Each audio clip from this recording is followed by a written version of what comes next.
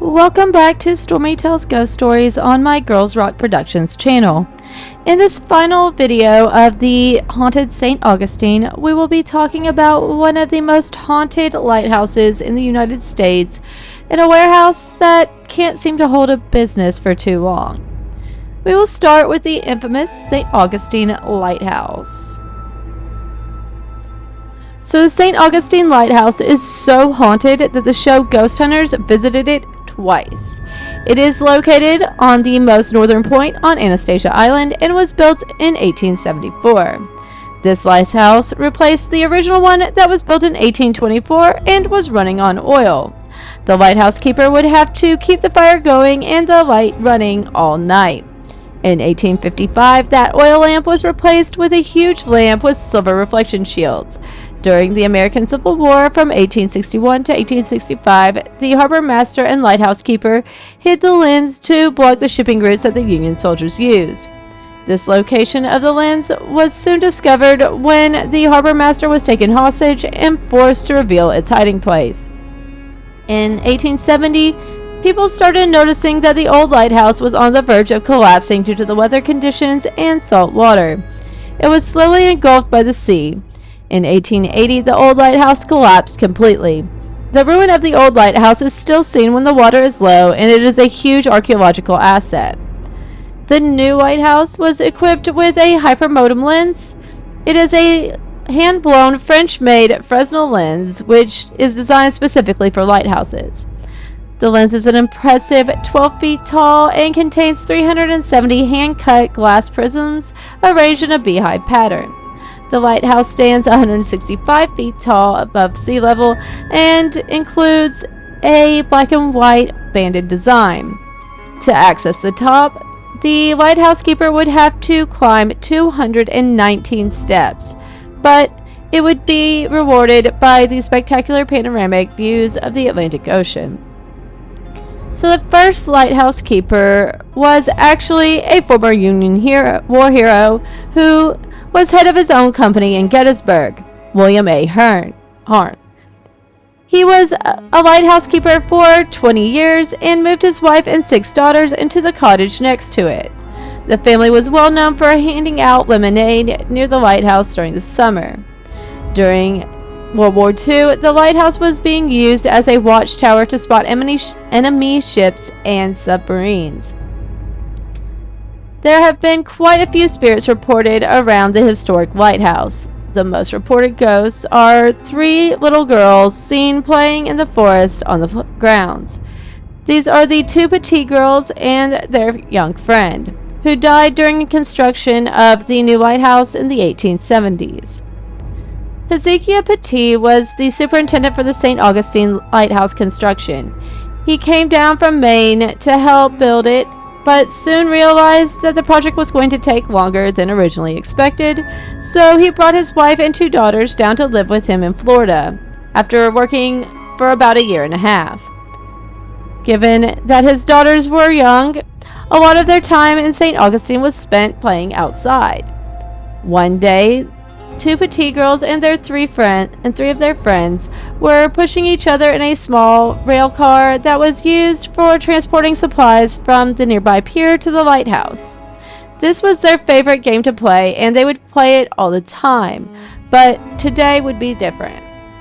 This time, the wheels on the rail car shifted and the children fell off the pier, plunging into the cold water below. Fortunately, a nearby construction worker saw what happened and rushed to pull the children out of the water, but sadly not everyone would survive. Both of the petite daughters and one of their friends drowned. Since the accident, both visitors and lighthouse workers have reported hearing girls giggling in the woods behind the lighthouse. Others claim that they've witnessed what looks like 4-foot-tall figures peeking around the corners and trees. While the girls are definitely haunting the landmark, they are playful spirits and don't harm anyone.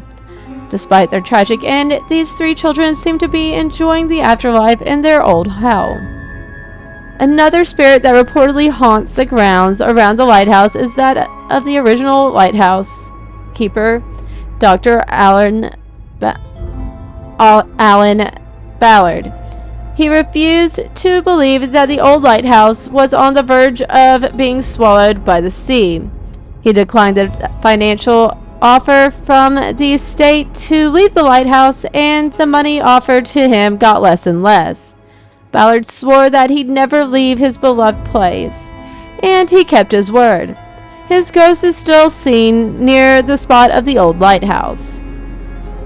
The more menacing figure that the ghost hunters even ran into is known as the Man, because there are actually two former keepers that he may be. The first is named Peter Rasmussen, who was good at his job and loved a good cigar. The other person that it might be is a keeper who fell to his death while painting the tower in the 1850s, Joseph Andrew. Many people believe that his death was so sudden that he never realized he was dead, so for the last 160 years, he's still continued to live in his old quarters and smoke his favorite cigars to pass time. The Man makes his presence known by the scent of cigars, and people will even see a larger shadow figure on the staircases of the lighthouse tower. The final ghosts reported are that of a woman in white and a small girl that will appear at the top of the lighthouse during storms, a father and a child that are often seen on the steps of the lighthouse, and a man who hung himself on the porch that still haunts the area of the keeper's cottage. Visitors will actually report seeing him pass by without giving them a glance. Even ghost hunters claim that the keeper's cottage is the most haunted building of the lighthouse. One of the former keepers was actually chased out after hearing footsteps and voices, and the lights would turn on and off constantly. So, next we are going to go ahead and talk about Warehouse 31, where Satanic rituals were held. So, if you were to Google Warehouse 31, you would get a whole lot of information about a tourist trap haunted house. But this is a Halloween attraction that might really be more than what is advertised. Once you start looking into the history and the long line of companies that have also reported strange things happening, you realize that it's no wonder this storage unit, formerly known as Storage 3-1, is believed by locals to be inhabited by an evil force. The story begins back in 2001 with a very charismatic traveling religious leader who called himself Parson Al Wist and was making his way through the Bible Belt. People would talk about his inspirational sermons that quickly got him a sizable following. He was said to be a thin young man with a beautiful voice, which was strange to hear a preacher like that. He was always chewing a fresh stick of gum. He'd shove it in his mouth only to politely remove it with a tissue a few minutes later. Something always seemed a little off about what Wist was saying.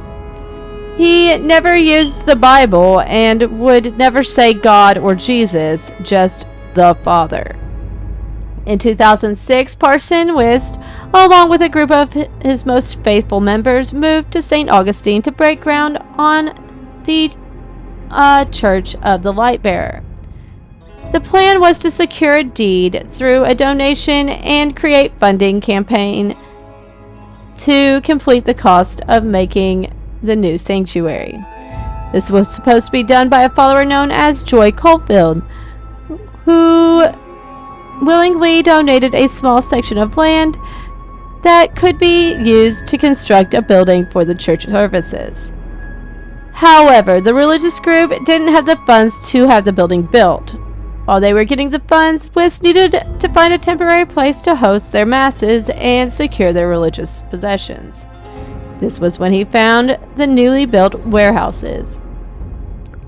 They started renting Storage 3-1, and within months, workers of other units began to talk about the strange group. It was said that if you made any sort of eye contact with them, they would come over and start asking if you were happy and trying to get you to join them for lunch or a meeting. Many people thought it was really creepy and stopped going near the area altogether. In February, the media got wind of the cult. They started to ask questions about who the light bearer was referring to, and pointing out that it might be a satanic cult. The story broke and people began to take notice.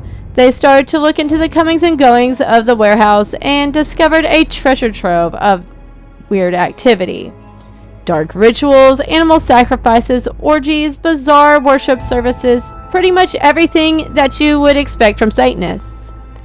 The authorities went and evicted the cult, not because they were worshiping Lucifer, but on the account that the warehouse didn't have the zoning permission for religious practices. The group was technically protected by the Constitution and the First Amendment, so they could only be charged with trespassing and vandalism, neither of which is a federal crime. This means that the group could just go anywhere and start to do this again. The group did leave St. Augustine and was never heard from again, but since then, Warehouse 31 has had a string of bad luck. Every company that has rented out the building has experienced some sort of strange events. Walmart was the first company to rent the storage unit. They were using it to store and build furniture. Soon after renting it out, the workers were complaining of feeling ill. Some even started having nightmares and suffered from insomnia. Others were developing stomach ulcers or simply felt nauseous while in the building. The next company was Mayflower Inc., who took over the space when Walmart left. And they only stayed for about 6 months because their furniture kept disappearing. They bulked up their security and employed a rather tenacious security company. And still the furniture kept vanishing. No signs of theft or break-in, no vandalism. Just 1 minute it was there, the next it was gone. At one point, it was a sound studio known as Skull and Bones Studios. Now this was a hip-hop company that would record local music tracks for an independent label studio. And they would record on a daily basis. The place had to shut down operations and move out when the studio engineers kept hearing strange hissing noises and static during playback. It was actually impossible to get a clean recording. All other warehouses in the zone seem to thrive, while Warehouse 31, no matter who owns it, can't seem to get any sort of drive. Other things that seem to be happening around the building are companies reporting missing items, power outages, even small fires. People with deep-seated religious beliefs tend to feel overly agitated or unwelcome on the spot. Some will even pass out whenever they circle the vicinity. The region since then has been plagued by animal corpses, mostly dogs, and very strange graffitizes.